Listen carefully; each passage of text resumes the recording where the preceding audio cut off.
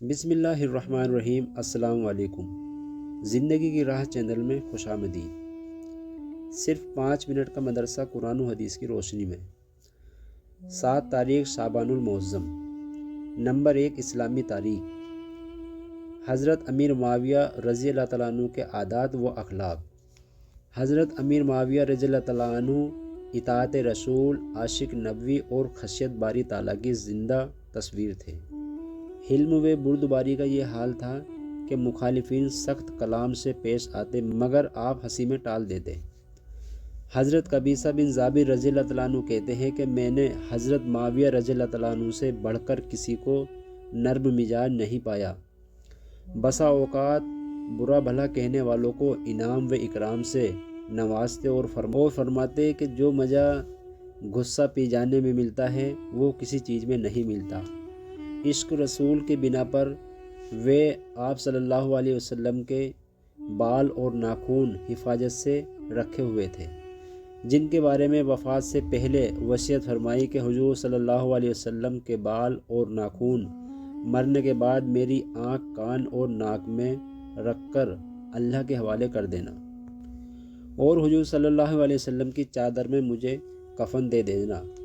اطاعت رسول صلی اللہ علیہ وسلم کا یہ حال تھا کہ ابو مریم ازدی سے یہ حدیث سنی، جس شخص کو اللہ تعالیٰ نے مسلمان پر امیر مقرر کیا، پھر اس نے ان کے اور اپنے درمیان پردے حائل کر لیے تو اللہ تعالیٰ اس کے اور اپنے درمیان پردے حائل کر دے گا۔ یہ حدیث سنتے ہی آپ نے لوگوں کی حاجتیں اپنے سامنے پیش کرنے کے لیے ایک نمائندہ مقرر کر دیا۔ ان کی سادگی کا یہ عالم تھا کہ وہ دمشق کے بازار میں پیوند لگی ہوئی قمیض پہن کر چکر لگاتے اور دمشق کی جامع مسجد میں پیوند لگے کپڑے پہن کر خطبہ دیتے۔ گرج علم و فضل کا یہ سورج دمشق میں 12 رجب المرزب 60 ہجری میں ہمیشہ کے لیے غروب ہو گیا۔ انا للہ و انا الیہ راجعون۔ نمبر 2 اللہ کی قدرت۔ آسمان کے مختلف رنگ۔ اللہ تعالیٰ نے آسمان کو پیدا کر کے 4 CMY کے رنگوں سے مزین کیا، لیکن جب ان رنگوں میں سے ایک کا اثر زیادہ اور دوسرے کا کم ہو جاتا ہے تو تیسرا رنگ پیدا ہو جاتا ہے۔ الغرض رنگوں کی کمی زیادتی سے آسمان کبھی نیلا، کبھی پیلا تو کبھی لال اور نہ جانے کیسے کیسے رنگوں میں خود بخود بدل کر خوبصورت نظر آتا ہے۔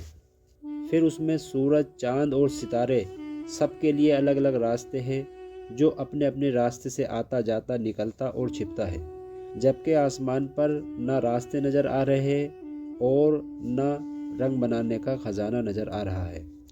آخر یہ سارا نظام کہاں سے چل رہا ہے؟ بے شک یہ سب اللہ کی قدرت کا نمونہ ہے۔ نمبر 3 ایک فرض کے بارے میں۔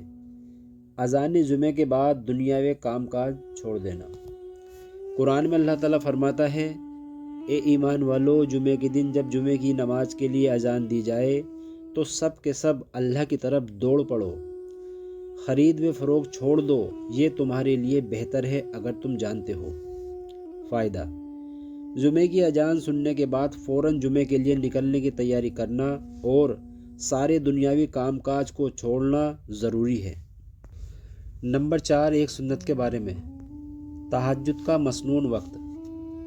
حضرت اسود رضی اللہ تعالیٰ عنہ بیان کرتے ہیں کہ میں نے حضرت عائشہ رضی اللہ تعالیٰ عنہ سے رسول اللہ صلی اللہ علیہ وسلم کی رات کی نماز کے بارے میں پوچھا تو فرمایا، شروع رات میں سو جاتے اور آخر سب میں بیدار ہوتے اور نماز پڑھتے، پھر واپس بستر پر تشریف لے آتے، اور جب اذان ہوتی تو آپ صلی اللہ علیہ وسلم بستر سے اٹھتے اور غسل کی حاجت ہوتی تو غسل فرماتے، ورنہ وضو کر کے مسجد چلے جاتے۔ نمبر 5 ایک اہم عمل کی فضیلت۔ اللہ کے راستے میں خرچ کرنے کا ثواب۔ رسول اللہ صلی اللہ علیہ وسلم نے فرمایا، اللہ کے راستے میں جو خرچ کرے گا اسے 700 گنا ثواب ملے گا۔ نمبر 6 ایک گناہ کے بارے میں۔ ہلاک کرنے والی چیزیں۔ رسول اللہ صلی اللہ علیہ وسلم نے فرمایا، ہلاک کرنے والی 7 چیزوں سے بچو۔ لوگوں نے پوچھا وہ کیا ہے؟ رسول اللہ صلی اللہ علیہ وسلم نے فرمایا، نمبر 1 شرک کرنا، نمبر 2 جادو کرنا، نمبر 3 ناحق قتل کرنا، نمبر 4 سود کھانا، نمبر 5 یتیم کا مال کھانا، نمبر 6 اسلامی جنگ میں پیٹھ پھیر کر بھاگ جانا، نمبر 7 پاک دامن عورتوں پر تہمت لگانا۔ نمبر 7 دنیا کے بارے میں، دنیا کی اہمیت اللہ کے نزدیک۔ رسول اللہ صلی اللہ علیہ وسلم نے فرمایا، اگر دنیا کی قیمت اللہ کے نزدیک ایک مکھی کے پر برابر بھی ہوتی تو اللہ تعالیٰ کسی کافر کو ایک گھونٹ پانی نہ پلاتا۔ نمبر 8 آخرت کے بارے میں، اہل ایمان کے لیے جنت کے بالا خانے۔